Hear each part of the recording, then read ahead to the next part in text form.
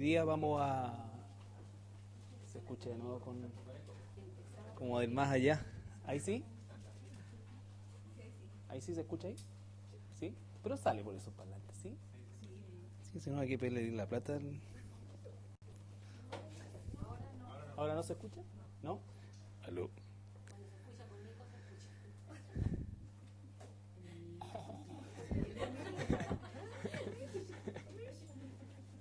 Aquí yo hago las bromas, tú te mantienes ahí. Ya.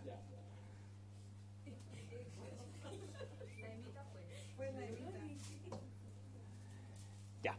Vamos a comenzar el día de hoy específicamente con el tema número 10 que habla sobre el cristianismo o el cristiano y sus finanzas. Vamos a hacer un estudio bastante completo, y el hecho de que sea completo no significa que está acabado o terminado. Efectivamente, siempre estamos aprendiendo, pero el propósito de llegar a este punto, o al llegar a este punto, mejor dicho, es que nosotros tengamos una posición no solamente desde el punto de vista doctrinal clara y precisa, sino que sobre todo también tengamos una convicción personal como hijos de Dios de lo que estamos en definitiva aprendiendo y aplicando. Por algo hemos estado varias semanas atrás, ¿no es cierto?, preparando nuestro corazón. Nos llegamos y dijimos, mira, la mayordomía se consiste en decir pescar la plata y sacar un tanto para acá, hacer esto, dar tanto de tiempo, dar... No, sino que todo esto opera en un concepto de un cambio de estructura, un cambio de carácter, en entender a quién pertenezco. Recuerda que el concepto de la mayordomía parte por el hecho de que Dios es dueño de todo, incluido nosotros. Y nosotros le reconocimos como nuestro dueño y Señor. Por lo tanto, somos responsables también de esa decisión que hicimos. Aun cuando Él es dueño de la vida de los inconversos, también los inconversos no le han reconocido. Por lo tanto, ellos están en ignorancia, ¿no es cierto?, de esta realidad que nosotros vivimos. Por lo tanto, nosotros que le hemos reconocido, lo primero que estamos reconociendo es justamente su autoría, su propiedad sobre nosotros.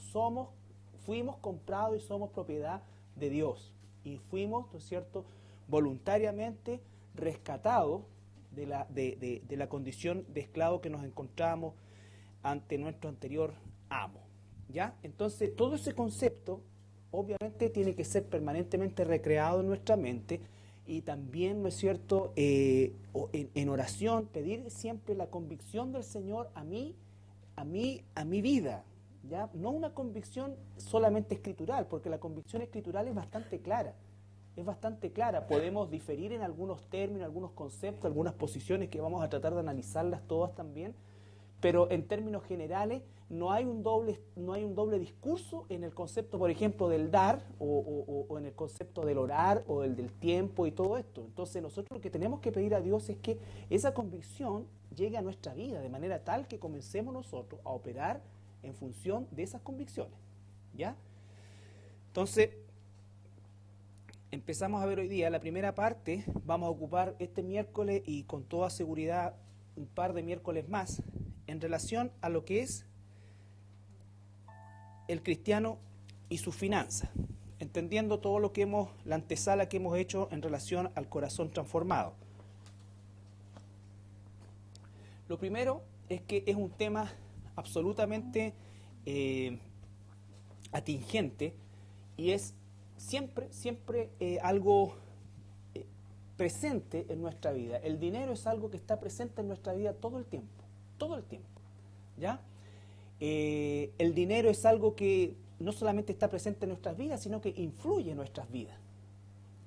Una de las cosas que tenemos que reconocer los seres humanos, incluidos los cristianos, es que el dinero es un gran ídolo al cual muchas veces nosotros volvemos a adorar, aún siendo cristianos, ¿ya?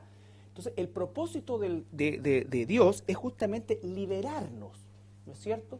Y ha establecido también patrones, conductas, cambios de actitud que tienen que ver con el carácter nuestro, que nos van a permitir vivir permanentemente liberándonos del acecho, ¿no es cierto?, frecuente, que el espíritu Mamón se llama el rey, el dios del dinero, ¿no es cierto?, Cuando la Biblia en el Antiguo Testamento habla, no es mamón de que el niño mamón, sino que es mamón, ¿no es cierto?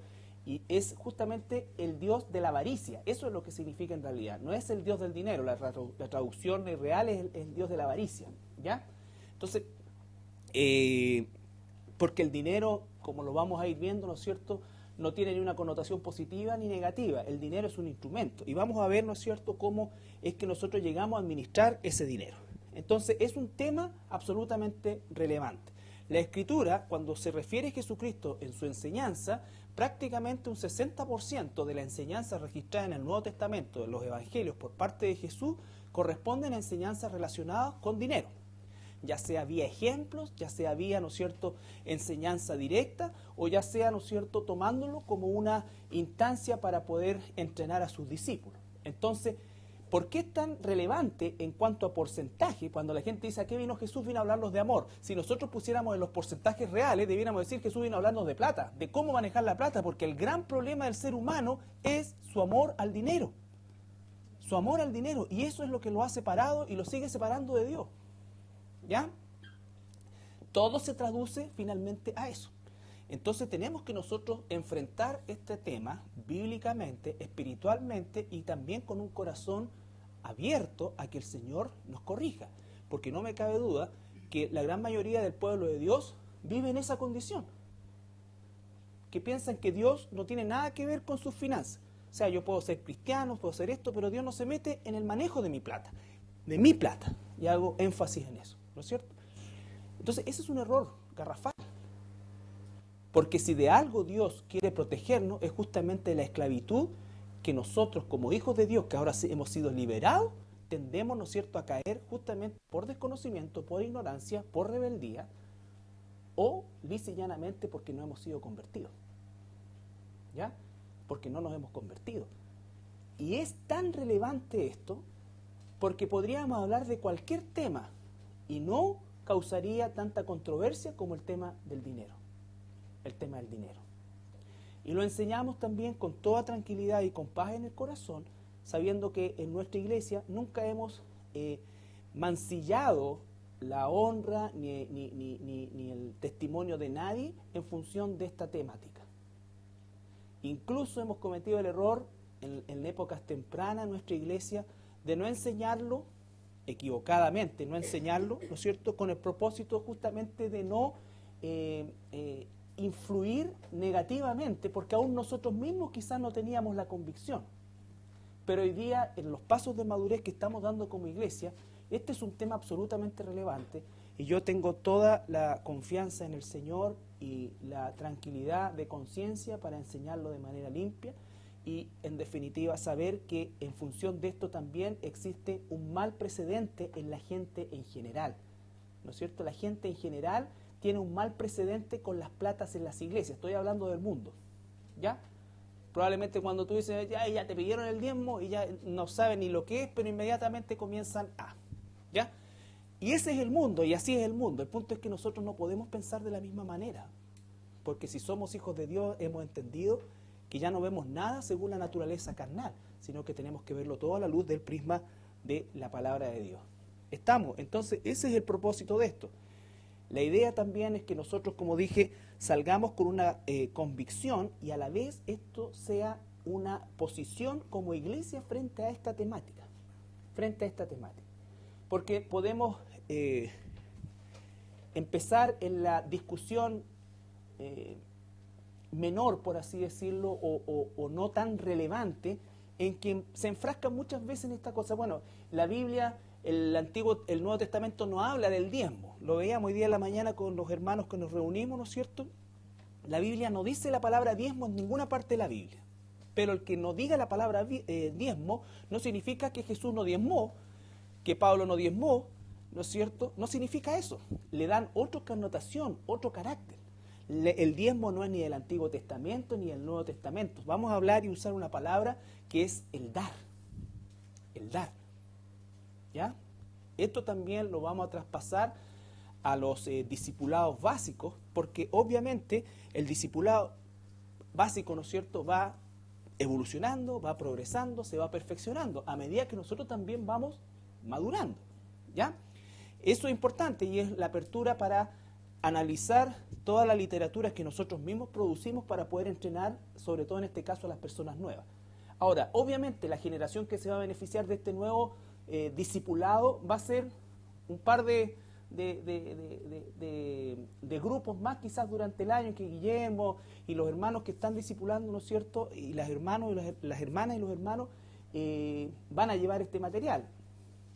Ahora alguien dice, pero yo lo hice con el antiguo. Yo no lo hice con ninguno. Ni discipulado viejo. Ni hermano con imprenta teníamos ese tiempo. Nada. Entonces sí, qué bueno que el que va a ser allá va a ser mejor que el que hice yo y este. Entonces, siempre de alguna manera vamos perfeccionando en relación a eso. ¿Ya? Bien. ¿No he dicho nada indebido a las cámaras? No. Perfecto.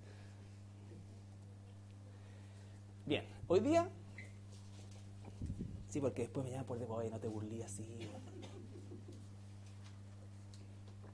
Hoy día vamos a ver esos tres aspectos. Hoy día no vamos a hablar de la palabra diezmo, ni del porcentaje, ni nada. Simplemente estos tres aspectos que tienen que ver con la administración del dinero. Y por favor, esto se trata de dinero, plata. Por la mañana alguien dijo, oye, pero yo, por ejemplo, no doy plata, pero yo diezmo mi tiempo. No, plata, dinero, esa cuestión que nos corroe, eso se trata, ¿ya? No, que yo diezmo mi tiempo, diezmo mi esto, ¿y qué pasa? Yo soy profesional y diezmo también. No, es plata. De eso es lo que habla la Biblia, ¿ya? Ese es el tema. No hacer esos canjes truchos que hacemos nosotros, ¿no es cierto?, y para acallar nuestra conciencia. Lo primero es que Dios nos da derecho a administrar el dinero. Vamos a analizar ese punto. Lo segundo es que cómo es que ese derecho nosotros lo utilizamos con una actitud correcta hacia el dinero. Y eso va a garantizar que el uso del dinero, ¿no es cierto?, sea también correcto y cumpla el propósito no solamente de cubrir nuestras necesidades, sino que también el propósito espiritual que Dios tiene a través del dinero. ¿Ya? Lo primero, Dios nos da derecho a administrar el dinero que Él nos concede. Él nos concede. Ageo capítulo 2, versículo 8.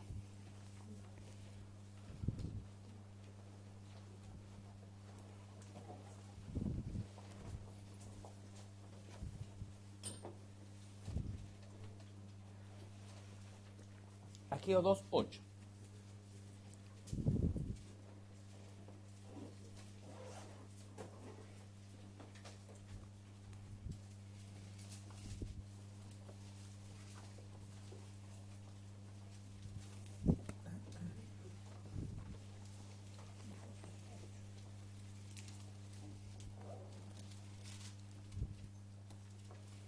¿Quién lo tiene?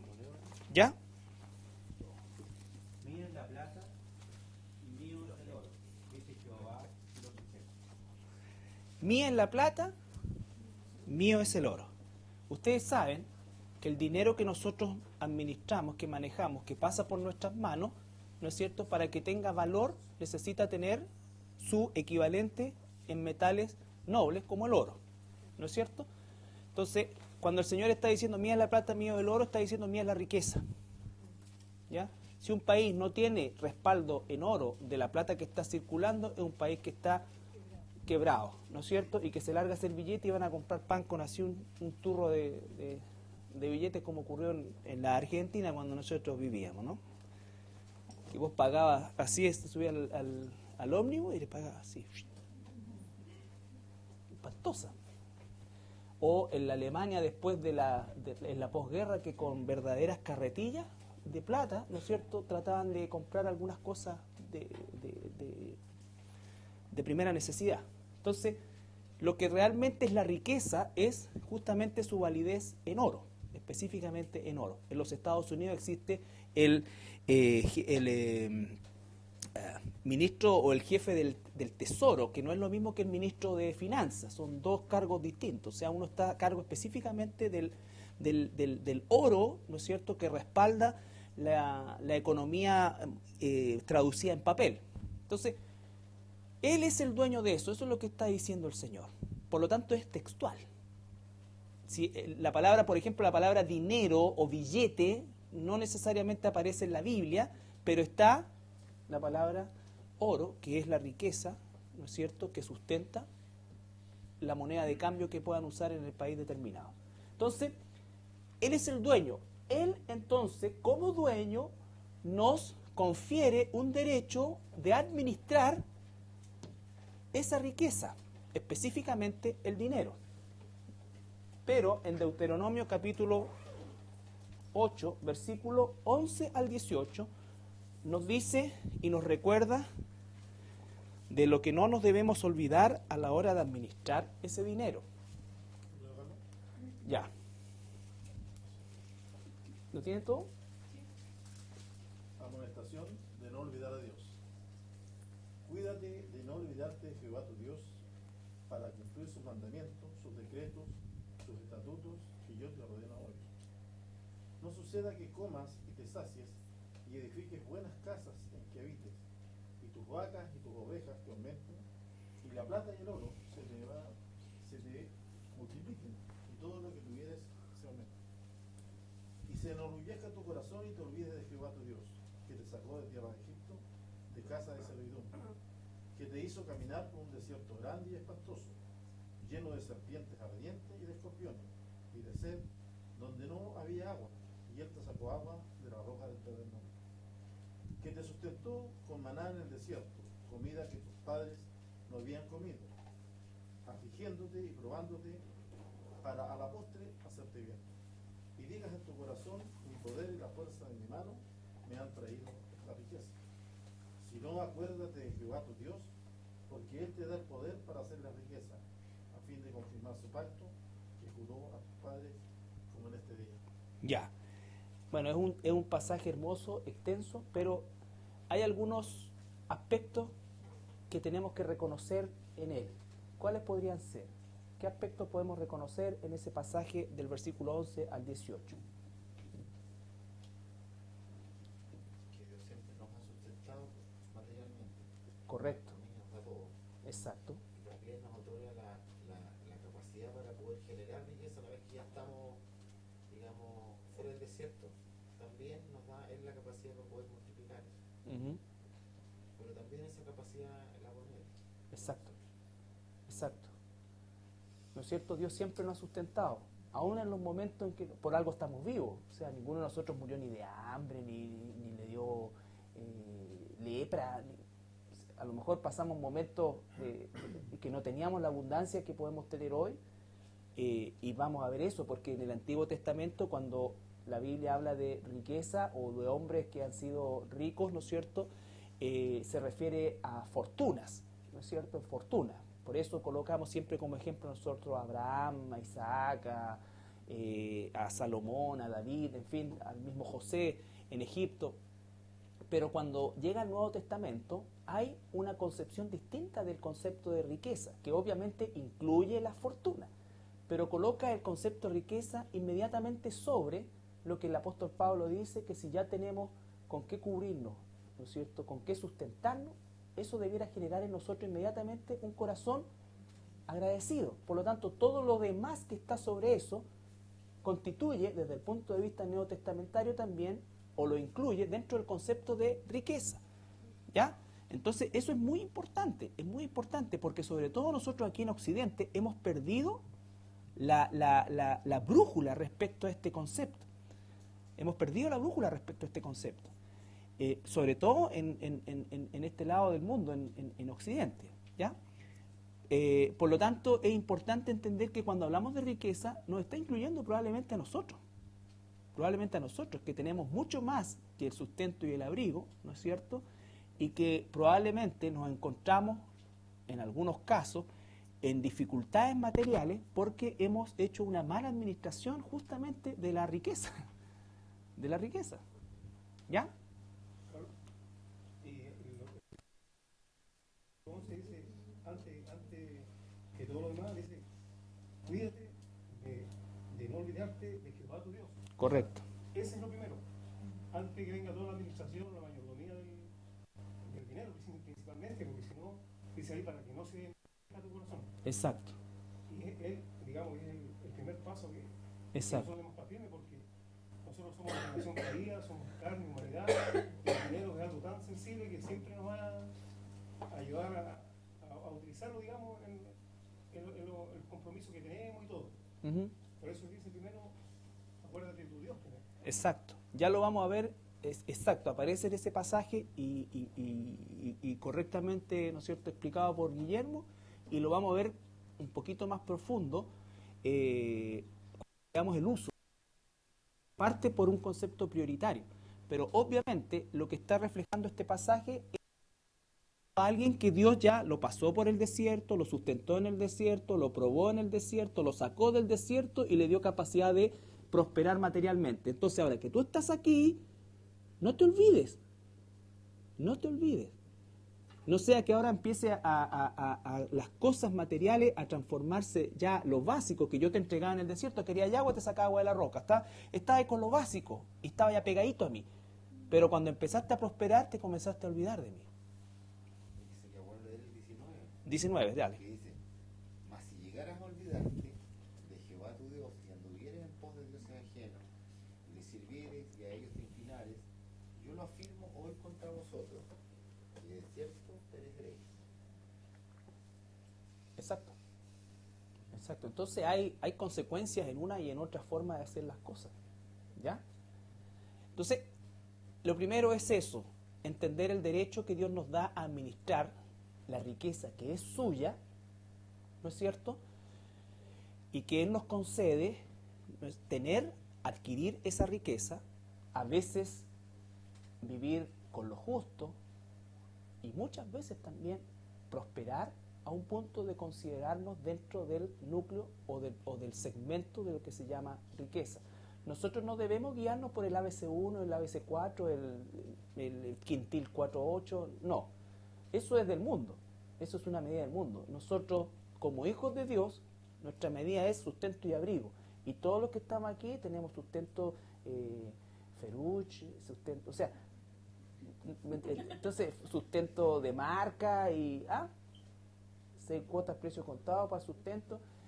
Eso, ¿no es cierto? Entonces, abrigo, vamos a llegar a nuestra casita, todo abrigadito, algunos tienen escaldazono, por desgracia, en mi cama hay. Digo, por desgracia, porque la tirada lo prende y empiezo la rosácea así, a ebullir. ¿Ya? Pero es parte del amor. Y a veces me quedo dormida, la cuestión llena de...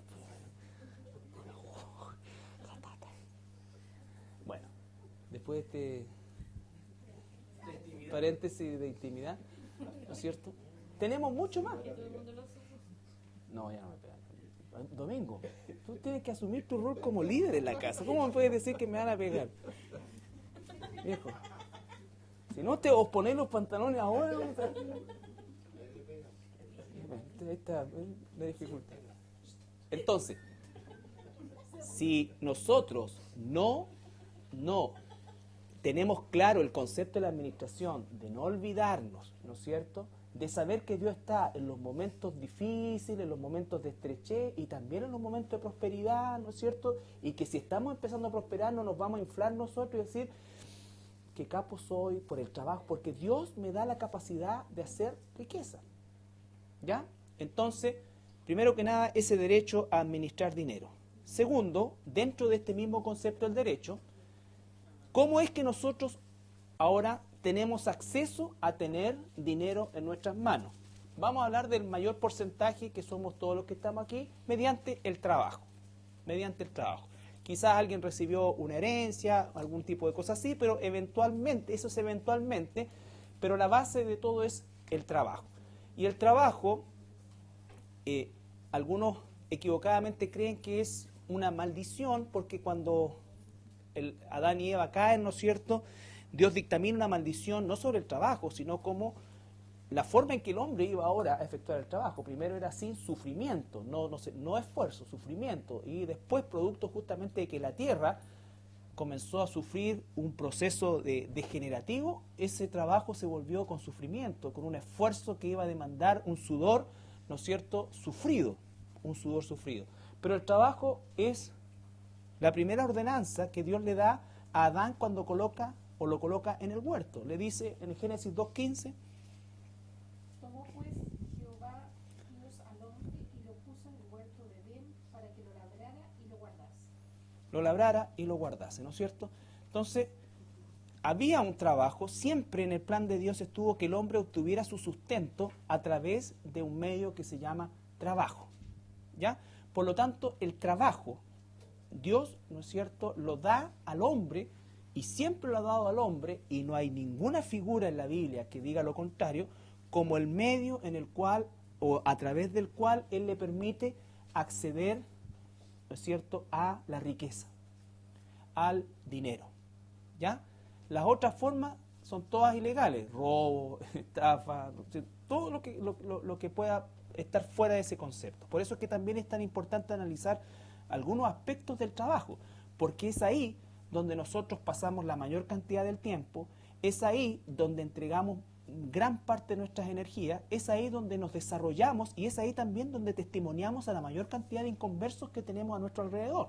Por lo tanto, es fundamental tener algunas directrices bíblicas también en relación al trabajo, porque vuelvo a la primera diapositiva, decía, ¿no es cierto?, que la mayoría de los cristianos piensa que puede disociar su actividad laboral, su billetera, de las cosas de Dios, y eso no es así. Y lo puedo casar. También lo vamos a ver. También está fuera, digamos, porque no es trabajo. Exacto. Y es una forma de adquirir dinero y es fácil camuflar eso. Exacto, exacto. También lo vamos a ver en profundidad cuando veamos, ¿no es cierto?, algunos aspectos como los préstamos, ¿ya? Las adquisiciones de bienes, ¿no es cierto?, adicionales al trabajo, o formas alternativas en que los seres humanos y los cristianos podemos en un momento determinado, ¿no es cierto?, caer por una desesperación, por lo que sea. O sea, el loto, el quino, no sé qué, pues tiene como 1.000 millones de pesos. A lo mejor el Señor me bendice a través de esto. No sé, ¿me entiendes? O sea, puede llegar a una situación, está temblando. Miren, aquí vamos a ver quiénes son gallos. Sí. No, si viene el ruido. Fin del mundo, el rapto. Ya. Siempre ha sido una bendición. Cuando el hombre peca, lo que iba a hacer sin sufrimiento, ahora se haría con el sudor de nuestra frente. Pero el trabajo es el medio básico a través del cual el Señor establece que nosotros como seres humanos obtengamos dinero. ¿Ya? Por lo tanto, hay que hacer algunas observaciones en relación al trabajo. El cristiano debe caracterizarse por ser un hombre o mujer trabajadora.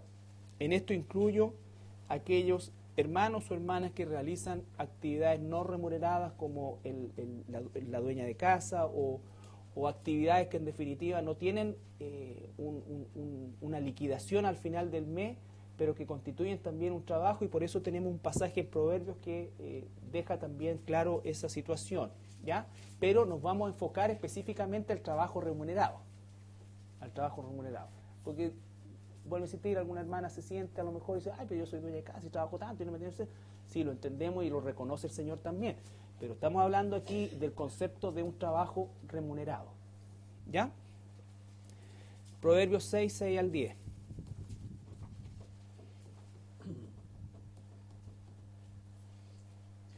Ve a la hormiga, oh perezoso, mira sus caminos y sé sabio, la cual no teniendo capitán, ni gobernador, ni señor, prepara en el verano su comida y recoge en el tiempo de la siega su mantenimiento.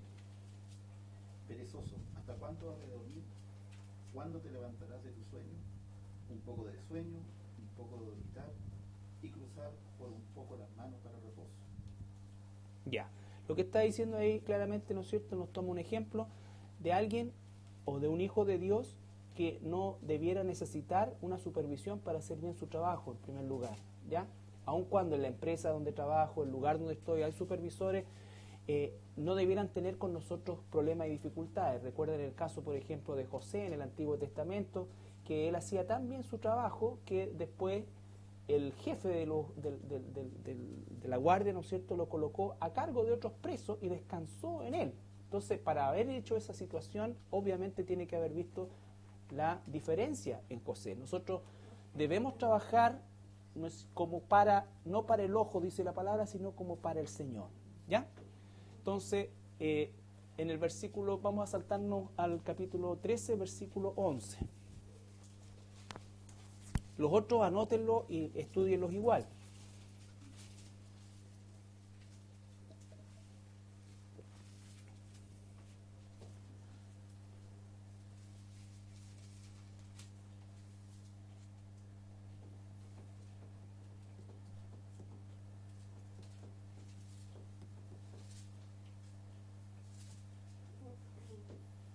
Las riquezas de vanidad disminuirán, pero el que recoge con mano laboriosa las aumenta. ¿No es cierto? Mano laboriosa. 20:13.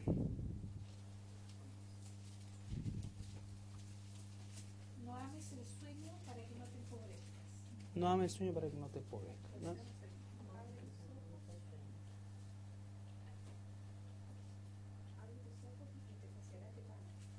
Ujú. Entonces, el cristiano no es perezoso. Puede que un día ande cansado, como es natural, físicamente uno de repente se cansa. Pero otra cosa es querer sacar la vuelta. Por eso es que existen supervisores, y ahora existe el supervisor del supervisor, el supervisor del que supervisa a los supervisores. Porque nadie hace su pega. ¿Ya? Carlito, Dígame. en Proverbios 13:11, las riquezas de vanidad disminuirán. Aquí se refiere específicamente el dinero mal habido, el dinero que se utiliza de mala forma.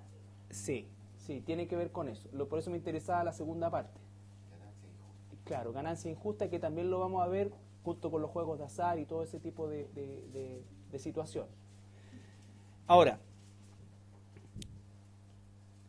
también tiene que ser un trabajo en el cual nosotros nos desarrollemos y en el cual seamos un ejemplo de integridad, de honradez, sobre todo si estamos manejando recursos que no son nuestros, ¿no es cierto? Cuando una persona tiene un negocio propio, bueno, obviamente tiene que tener no es ética la palabra, sino que es integridad. Y con mayor razón cuando los recursos no son nuestros y estamos con responsabilidad de manejar esos recursos. Proverbios 11.1 dice, dígame. Pero en el 31:14 el Señor le dio elogio al trabajo de la casa. Sí, pues eso no lo leímos ahora. Pasamos. Sí, léelo, para no dejar afuera la... Habla de la mujer virtuosa, dice en el 31, desde el 31 de línea en adelante. Mujer virtuosa, ¿quién la hallará? Porque su estima sobrepasa largamente a la de las piedras preciosas. El corazón de su marido en ella está confiado, y no carecerá de ganancias. Le da a ella bien y no mal, todos los días de su vida. Busca lana y lino, y con voluntad trabaja con sus manos. Es como un ave de mercader, trae su pan de lejos, se levanta aún de noche y da comida a su familia y raciona a sus criados. Considera la heredad y la compra, y planta viña del fruto de sus manos. Ciñe de fuerza sus lomos y esfuerza sus brazos. Ve que van bien sus negocios. Claro. Su lámpara no se apaga de noche. Aplica su mano al uso y sus manos a la rueca. Alarga su mano al pobre y extiende sus manos al menesteroso. No tiene temor de la nieve por su familia, porque toda su familia está vestida de ropas dobles. Ella se hace tapices de lino fino y púrpura en su vestido. Su marido es conocido en las puertas, cuando se sienta con los ancianos de la tierra. Hace telas y vende, y da cintas al mercader. Fuerza y honor son su vestidura, y se ríe de lo porvenir. Abre su boca con sabiduría, y la ley de clemencia está en su lengua. Considera los caminos de su casa, y no come el pan de balde. Se levanta a sus hijos, y la llaman bienaventurada, y su marido también la alaba. Por eso están pagados. Gracias, mi amor. ¿Ah? Qué rico Sí. cocina. Sí, claro.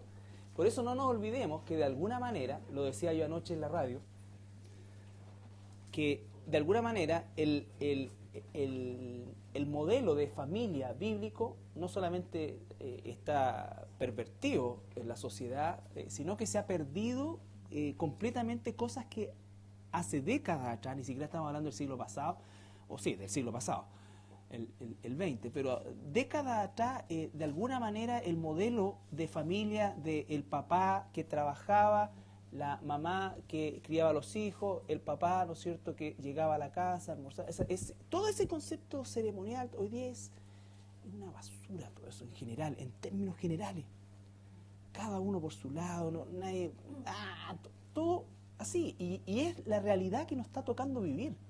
Por eso hay que hacer nosotros dentro de esta vorágine, tenemos que hacer y buscar instancias en las cuales eso lo recuperemos de alguna manera.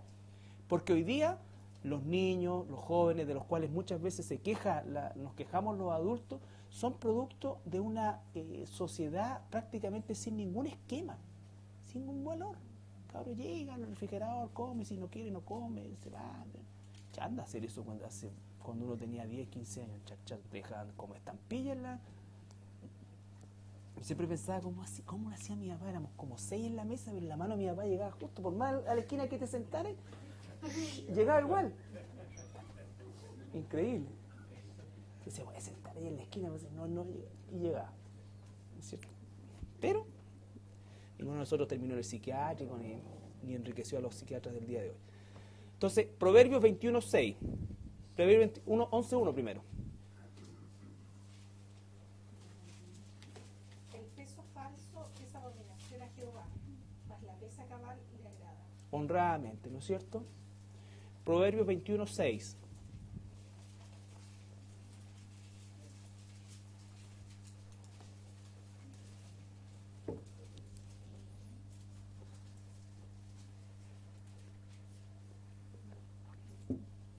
Amontonar tesoros con lengua mentirosa es aliento fugaz de aquellos que buscan la muerte. Amontonar tesoros con lengua mentirosa. ¿Se pueden hacer tesoros con lengua mentirosa? Claro. Claro que sí. ¿Ya?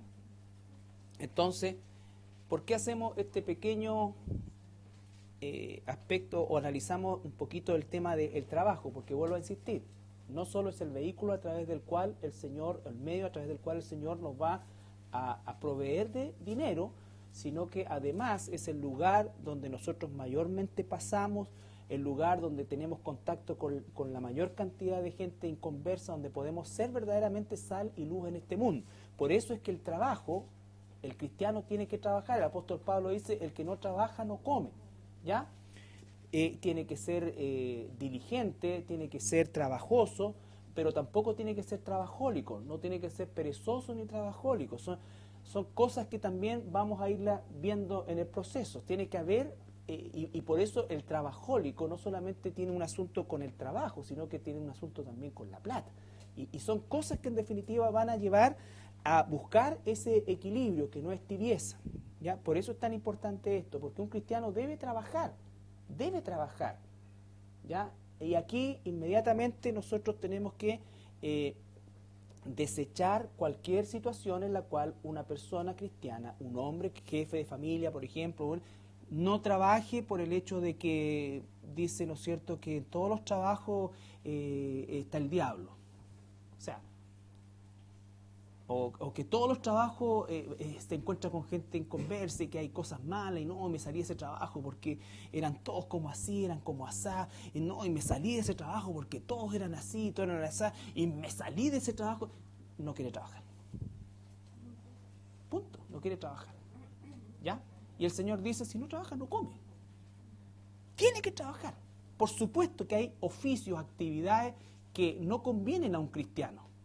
No convienen a un cristiano. Una hermana de acá, una jovencita, le habían ofrecido un trabajo de bastante más sueldo, ¿no es cierto?, en el casino, pero trabajando directamente con el tema del sistema de apuestas.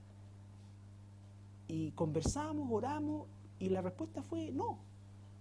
Y el Señor le proveerá en su momento una situación, pero son cosas que obviamente van reñidas, son oficios, actividades que uno tiene todavía la posibilidad de escoger, ¿ya?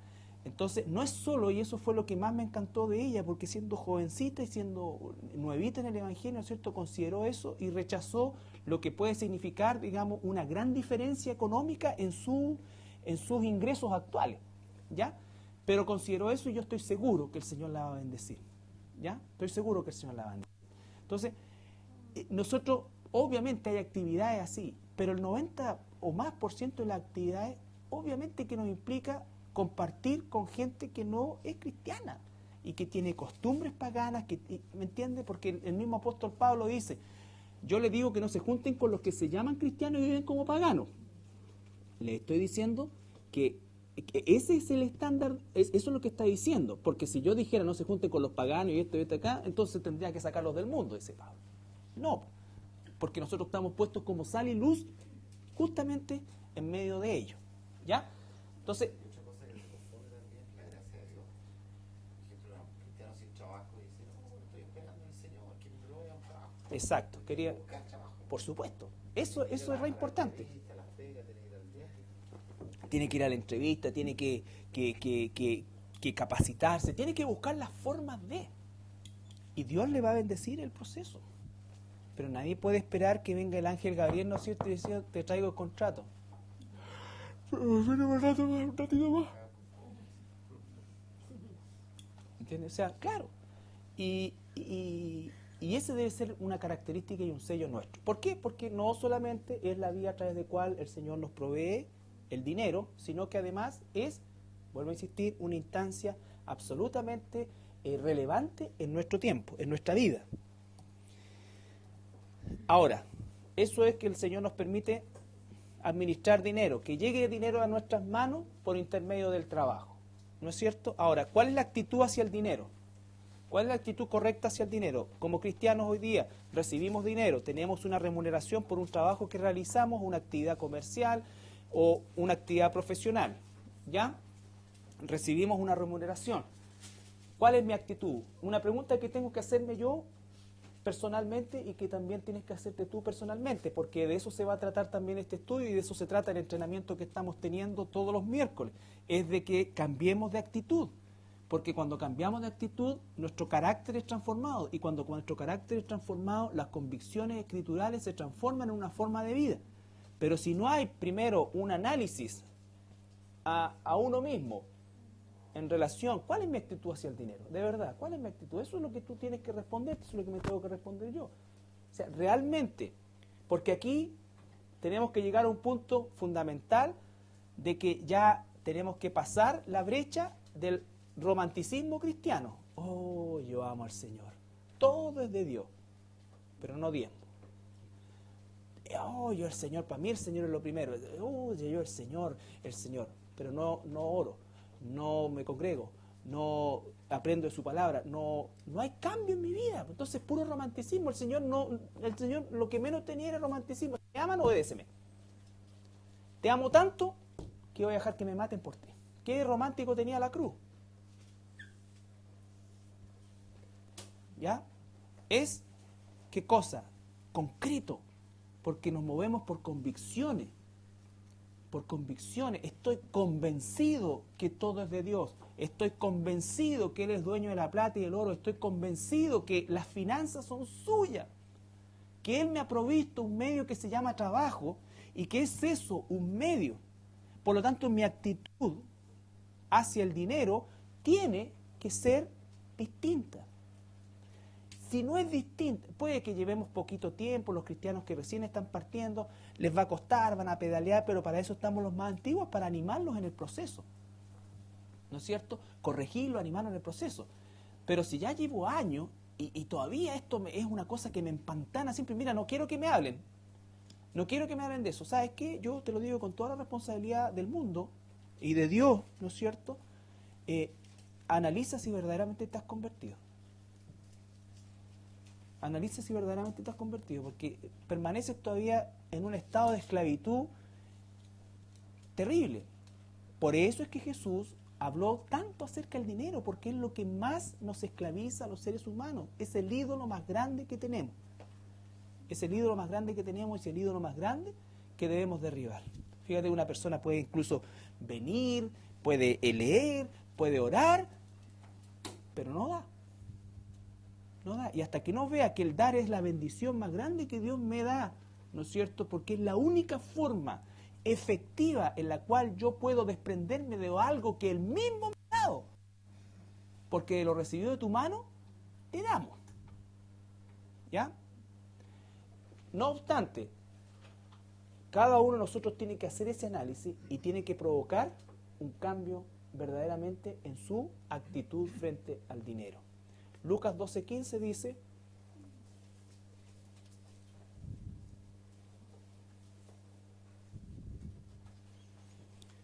Y les dijo: mirad y guardaos de toda avaricia, porque la vida del hombre no consiste en la abundancia de los bienes que posee. ya.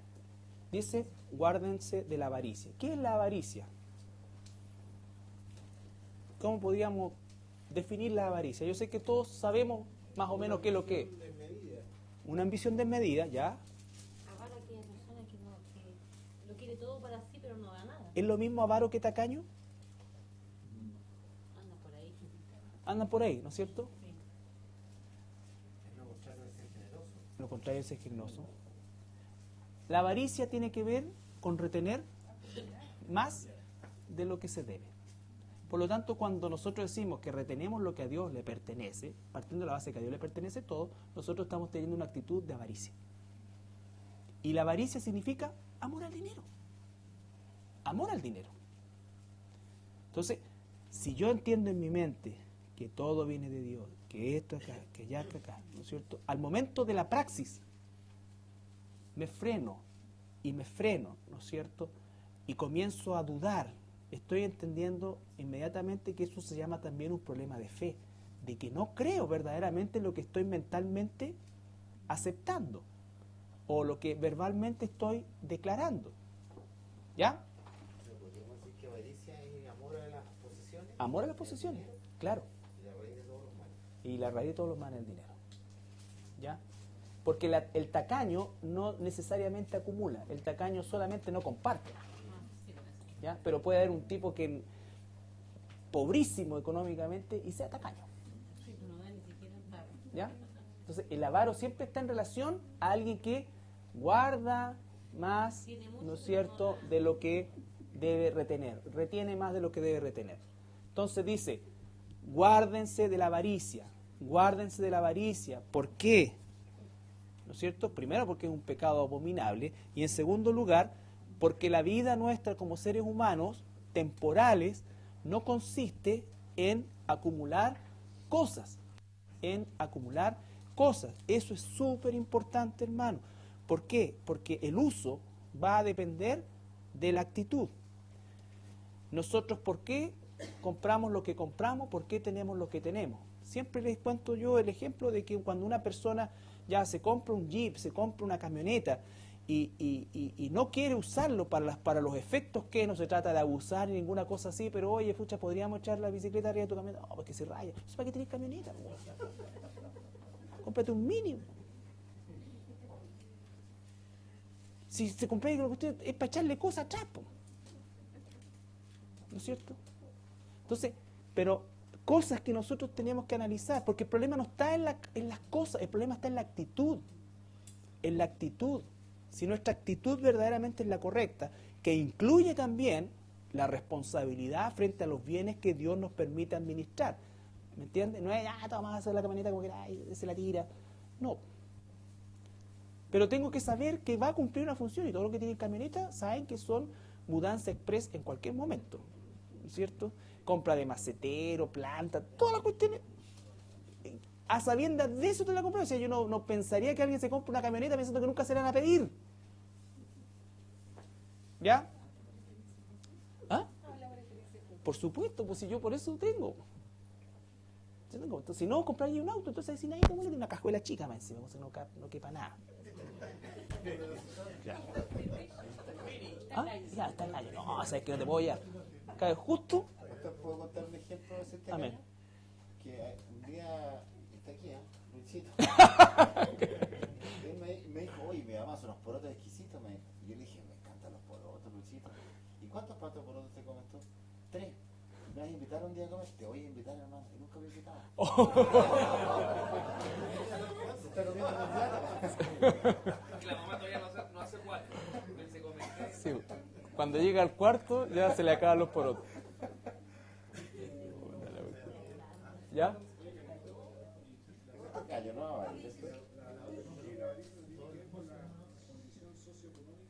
Correcto.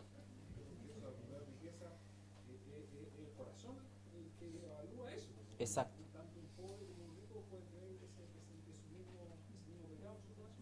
Correcto. Por eso es tan importante el concepto que dijimos hace un rato. O sea, en la sociedad humana, terrenal, existe el ABC1, el ABC esto, otro. ¿Ya? En el concepto de riqueza para Dios, sobre todo la neotestamentaria, está en directa relación con lo que dice el apóstol Pablo. Si yo tengo con qué cubrirme y con qué sustentarme, ya debiera estar yo satisfecho, agradecido. No significa necesariamente conformismo, no tiene nada que ver una cosa con otra, pero satisfecho, disfrutar esa instancia. Por lo tanto, todos los que estamos aquí, estamos a la luz del Nuevo Testamento en un estado de riqueza, porque tenemos más de lo que es necesario para cubrir nuestras mínimas necesidades, o nuestras necesidades vitales, ni siquiera le pongamos mínimas, ¿ya? Entonces eso hace justamente que nosotros inmediatamente nos veamos a nosotros mismos y no miremos al otro, porque tal como dice Chevito, no tiene que ver con cantidad, tiene que ver con actitud. Y creo que muy pocos de los de aquí, de nuestra iglesia por lo menos, ¿no es cierto?, nos encontramos en una situación en la cual tenemos cubierto únicamente lo básico. Únicamente lo básico. ¿Ya? 1 Timoteo 6, 3 y 11. Entonces, no consiste en acumular bienes, sino que escapar justamente de la avaricia. 1 Timoteo 6, desde el versículo 3 al 11. Si alguno enseña otra cosa y no se conforma a las sanas palabras de nuestro Señor Jesucristo y a la doctrina que es conforme a la piedad, está envanecido. Pausa. Fíjense que todo lo que está diciendo va en el contexto del dinero.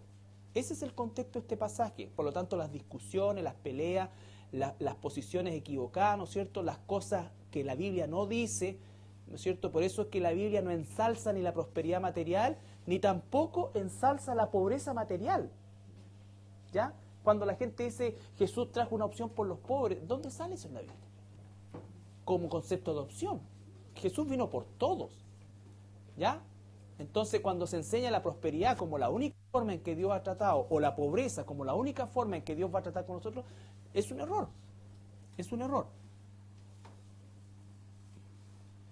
Está envanecido, nada sabe, y delira acerca de cuestiones y contiendas de palabras, de las cuales nacen envidias, pleitos, blasfemias, malas sospechas, disputas necias de hombres corruptos de entendimiento y privados de la verdad, que toman la piedad como fuente de ganancia. Apártate de los tales. Pero gran ganancia es la piedad acompañada de contentamiento, porque nada hemos traído a este mundo, y sin duda nada podremos sacar. Así que, teniendo sustento y abrigo, estemos contentos con esto. Porque los que quieren enriquecerse caen en tentación y lazos, y en muchas codicias necias y dañosas, que hunden a los hombres en destrucción y perdición. ¿Por qué? Porque raíz de todos los males es el amor al dinero, el cual, codiciando algunos, se extraviaron de la fe y fueron traspasados de muchos dolores. Ya, ¿no es cierto? También es un pasaje amplio que hay que analizar, que hay que personalizar, ¿no es cierto?, al momento de leerlo, de manera tal que nosotros entendamos el contexto y también el espíritu del texto que estamos leyendo aquí en Timoteo. Y reconocer delante del Señor que nosotros muchas veces hemos sido traspasados por dolores porque hemos amado el dinero. Hemos amado el dinero. Y cuando amamos el dinero, nos sometemos al dinero. Y someterse al dinero significa abandonar la administración que viene de Dios. Y eso inmediatamente va a traer una consecuencia en un momento determinado. Dicen, nos va a traspasar de dolores. Porque el problema no es la riqueza. El problema es cuando los cristianos quieren ser millonarios. ¿Ya? Porque inmediatamente el deseo de ser millonario no viene de Dios, viene de la carne. Por eso que todos estos lugares dicen, el Señor quiere para ti esto, trae 100 y el Señor te da 200, o sea, esto no, porque apela justamente a lo que menos debiera apelarse, que es nuestra carnalidad, que quiere ser millonaria, que quiere ser esto. Ahora, si Dios coloca riqueza en tus manos, sin duda alguna, y tú tienes la actitud correcta, te va a dar la capacidad de administrarlo conforme a su voluntad, a su propósito. ¿Ya? Colosenses 3:5. ¿Okay? La vida antigua y la nueva. Hacer morir, pues, lo terrenal en nosotros. Fornicación, impureza, pasiones desordenadas, malos deseos y avaricia, que es idolatría. Avaricia, que es idolatría. ¿Ya? Es parte de lo peor de nosotros. Lo peor, una de las cosas peores que tiene el ser humano, junto con su inmoralidad sexual, es la avaricia. ¿Ya? El tercer punto, el uso del dinero. Entonces, Dios es dueño de todo, Él es el dueño de la riqueza, Él nos permite administrar dinero, nos provee dinero por medio de un trabajo que debemos realizar diligentemente, ¿no es cierto? Tenemos que tener una actitud espiritual frente al dinero, porque teniendo una actitud espiritual frente al dinero, vamos a poder usar ese dinero justamente como Dios desea que sea usado. Lo primero es Proverbios 3:9. Honra a Jehová con tus bienes y con las primicias de todos tus frutos. Lo primero es, dice, honra al Señor con tus bienes y con lo primero de tus frutos. Entonces, eso habla justamente de que lo primero es el Señor. Si nosotros partimos nuestra administración, que es algo que también vamos a ver, que se llama, en términos generales, presupuesto, ¿no es cierto? Si nuestro presupuesto termina con el Señor, está a la mitad con el Señor o lo que sea, obviamente nosotros no estamos cumpliendo ese proverbio que también tiene promesa de que si el Señor es lo primero realmente para mí, ¿no es cierto?, se reflejará en el uso que yo le estoy dando a la finanza, al dinero que Él me provee por medio del trabajo que me permite tener, ¿no es cierto?, y que yo estoy realizando de manera diligente, porque Él es dueño del oro y la plata, de la riqueza, de lo que anda detrás del ser humano. El dueño es Dios. ¿Ya? Por supuesto, eso habla de prioridad. Y un segundo tópico es... Dígame. Pero el Señor siempre cuando habla de que lo honremos con nuestros bienes, también siempre ofrece algo a cambio. Por eso que a veces se acaba la tentación de decir, voy a hacer esto porque el Señor me va a bendecir. Ah. Pero también es real, porque dice acá, Sí. y serán llenos tus graneros con abundancia.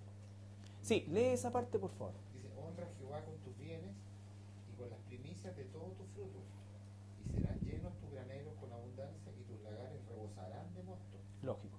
Eso se traduce hoy día en que si nosotros somos fieles al Señor, vamos a tener más, no solamente vamos a tener margarina para echarle al pan, sino que vamos a tener queso para echarle al pan, vamos a tener jamón para echarle al pan, vamos a tener mermelada para echarle al pan, vamos a tener la posibilidad de esto, y lo vivimos nosotros a diario. A diario. Estamos ultra bendecidos. Ultra bendecidos. Entonces, la promesa de Dios, Él está cumpliendo su parte. Él está cumpliendo su parte. Nosotros estamos ahora aprendiendo y luchando por mantenernos, por crecer o por comenzar a hacer nuestra parte. A hacer nuestra parte. Lo segundo es el concepto de ahorro y control sobre el uso. Primero, la prioridad, ahorro y control. Una cosa que también es bueno que los cristianos incorporemos de acuerdo a nuestras posibilidades es el concepto del ahorro, aunque sean 100 pesos diarios, aunque sean 500 pesos diarios, no pensando, pues voy a cambiar esta, y el tiro voy a cambiar, no, por un concepto de hábito. Hábito, el Señor en algún momento le dará un uso a eso. Pero tal como dice el Proverbio 21:20. Tesoro precioso y aceite hay en la casa del sabio, mas el hombre insensato todo lo disipa. Todo lo disipa. ¿En qué gasto estas 5 lucas? ¿En qué gasto? O sea, hay hermanos y hermanas que debieran pescar las tarjetas de crédito y hacerlas tiras. pagarle y no tener nunca más. No es un problema de la tarjeta. Y esas son las cosas que tenemos que analizar nosotros. ¿Por qué estoy en la deuda que estoy? ¿En qué se tradujo esto? Hay personas que definitivamente no deben manejar dinero. Hay esposos que debieran pasarle el sueldo completo a la señora. Y hay esposos que no debieran pasarle ni uno a su señora. Y darle una mesada. Ahora, ¿el ideal cuál es? Que el matrimonio administre como corresponde, en amor y en igualdad las cosas. Pero tiene que haber pasos de transformación, po. Si acabáis de taponear las 2 tarjetas de crédito que teníais, no vamos a decir ya oremos y desde mañana comenzamos. No, po. Tiene que haber procesos dolorosos. Si no es magia. No es magia. ¿Por qué tenemos esta deuda? ¿Por qué tenemos esta cuestión? Y tenemos que hacer ese análisis.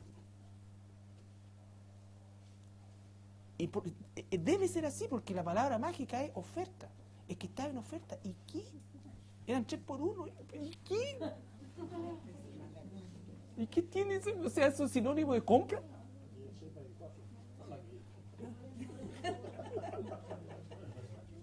O estas cuestiones que vienen de a dos, ¿no es cierto? Si yo no quiero esa cuestión, quiero esto nomás. Quiero esto. Y te obligan a comprar, porque de verdad, cuando tú miráis la cuestión, chuta, sale casi gratis el del lado. Puta, y tenés que llevártelo. Un humorista decía, hay gente especializada en buscar esos avisos económicos que dice por viaje vendo. Entonces, como salen baratos los compras y a veces uno no hay ni necesidad de eso. Claro. Exacto. Entonces, tener control sobre eso, porque si nosotros hacemos un análisis bien, nos vamos a dar cuenta, está bien que a alguien le guste los zapatos y de toda la cuestión, pero tener 25, 30 pares de zapatos es pecado. Hay otros que tienen 500. ¿Ya? Yo conozco a alguien que tiene 150. ¿Sí? ¿En la tele había una señora que lo No, no es en la tele, es acá. ¿Ya? Sí, 150. Sí. ¿Quién es, Carly? No. No es de la iglesia. No es de la iglesia. Y puede pagarlo. Sí, el tema es que puede pagarlo. El tema es, ¿qué significa eso? O sea, tenía un problema con los zapatos. tenía una por O sea, esta cuestión es una obsesión, no sé, pues como ¿te acordás del libro que vimos el pisotón que hace House? No sé, pues.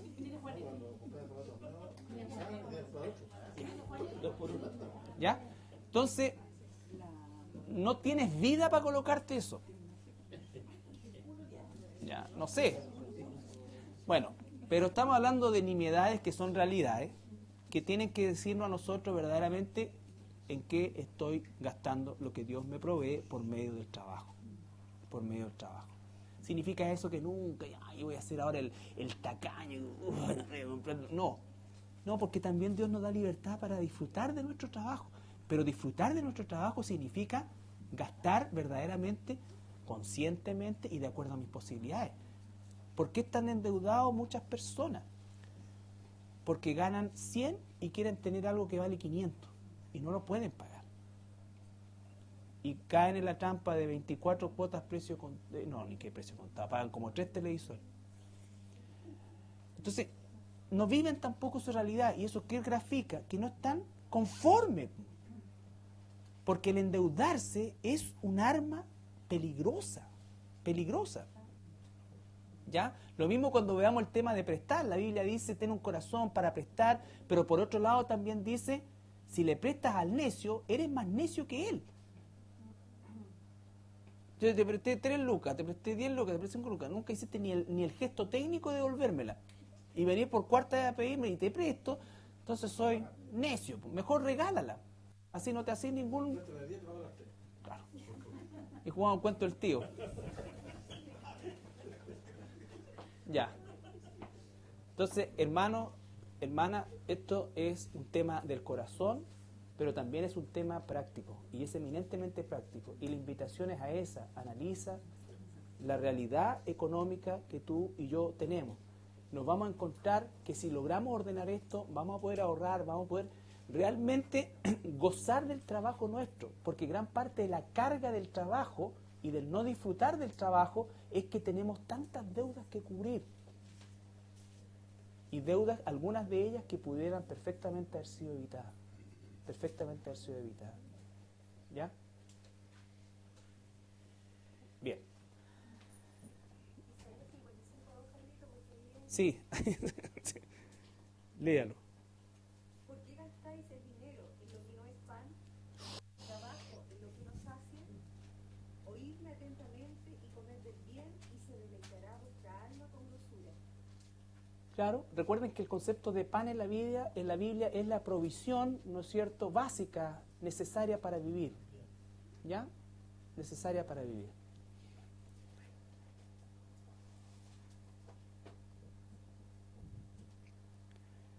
Bien. No importa. El próximo miércoles vamos a retomarlo. No gastar, ¿por qué gastamos lo que no es importante en el término? Sino que nos endeudamos en cosas que son suntuarias. ¿Cuál es la medida de lo que es importante para mí? ¿No es cierto? Si no tengo, claro, si no tengo tantas cosas, si no tengo esto, es como hoy día nuestros niños y algunos adultos, o sea, si el teléfono no está, no es acá, no lo doy vuelta, no saben, no lo holograma, no es teléfono. ¿Ya? Por poner un ejemplo, o sea, ahora si te lo dan como parte del plan que estás pagando, costo cero, agárralo, pero si no o sea, hoy día no consigo endeudarse, por ejemplo, por un teléfono mejor, porque te aseguro que no aprovecháis ni el 50% de todo lo que ese teléfono tiene, por poner un ejemplo. Bien. Luchito, ¿puedes orar para...? Padre, buenas noches, te damos gracias, Señor, por este día hermoso que tú nos has regalado. Gracias por la vida, por la salud, gracias por nuestro Señor Jesucristo, por tu palabra, Señor, y por toda tu bendición. Gracias por la paz que pone en nuestros corazones, Señor.